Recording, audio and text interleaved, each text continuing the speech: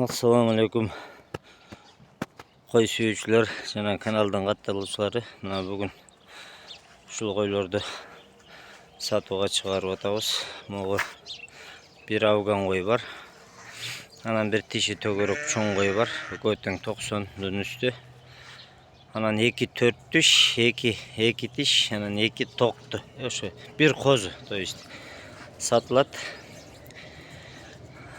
Tögörük koy, ama 2 diş, 4 dişlerin barının ele bazının 35 binden zor adam. Afgandıkı 70 bin bağısı. Kızıkkandar bolsa, alçılar bolsa, hapishaneye nomerimi kaltıram. Darek bolsa, Daça Suda, aeroport Manasçak'ta.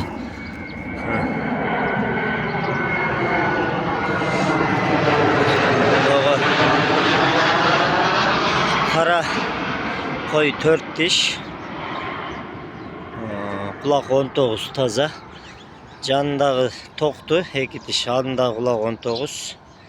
Anan kalganların kulağın çenegen emes min. Biroq barlığın 19 çıkat boluş gerek. Biriyle kozunu koygana kiçine de o kozunu kulağı.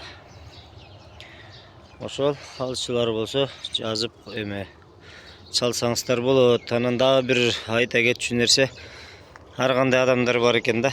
Şu başka günü olsa da meyli deyizin şu Orozonun gününde dağı oğuzun albagan jaman sözleri menen sөгүнүп комментарий жазгандар. Ayban çalış adamlar бар экен да. Misалы men har kimдин koylorunda kirgizem da tanışlar çıgat menikin kirgizip koyçu satılsın dep bundan. Har kim özünün malına özü kalagандай bağ koyot. Har kim har kандай bağda algandar бар. Ошого bazı tuura kelbese толтура жаман сөз жазыштын кереги жок. Болбосо албай деле койсо аларды эч ким мажбурлабайт. Анан тигинде экен, анан алтынбы бирдемеси деп жазган кишилер да көп көрдүм. Мен эч кимге жооп берген деле жокмун. Бирок ошону суранышта жакпаса, баасы туура келбесе жөн эле коюңуздар, жазбай деле көрбөй деле койсоңуздар болот. Анан баасы туура келип алам деп кызыккандар болсо келип көрүңүздөр.